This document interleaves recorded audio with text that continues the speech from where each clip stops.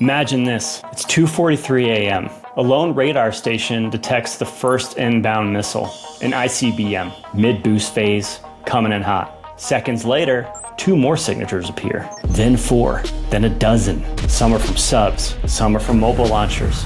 Now add cruise missiles flying low across the ocean surface, and hypersonic glide vehicles skipping through the upper atmosphere. Oh, and dozens, maybe thousands, of one-way attack drones launched from land, sea, and air. This is a saturated strike, what the Department of Defense refers to as the Golden Dome scenario.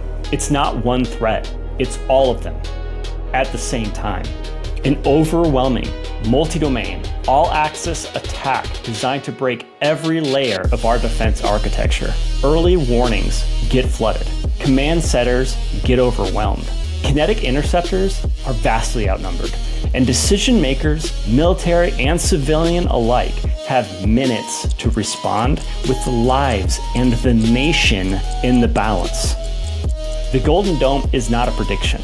It is a stress test. It's a worst-case scenario built to expose the seams in our kill mesh, our communication, and in our command and control. It's meant to answer hard questions. Can we detect and track a swarm of blended threats from different launch points across all domains? Can Army, Navy, and Air Force and Space Force assets operate as one?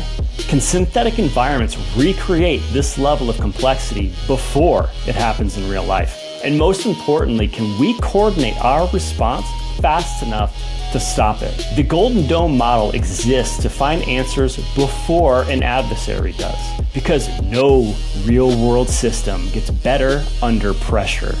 No strategy gets sharper in the middle of a crisis. You train for chaos before chaos arrives. Golden Dome is that chaos compressed into minutes. And how we respond in that simulation could shape what happens when real warning lights flash red.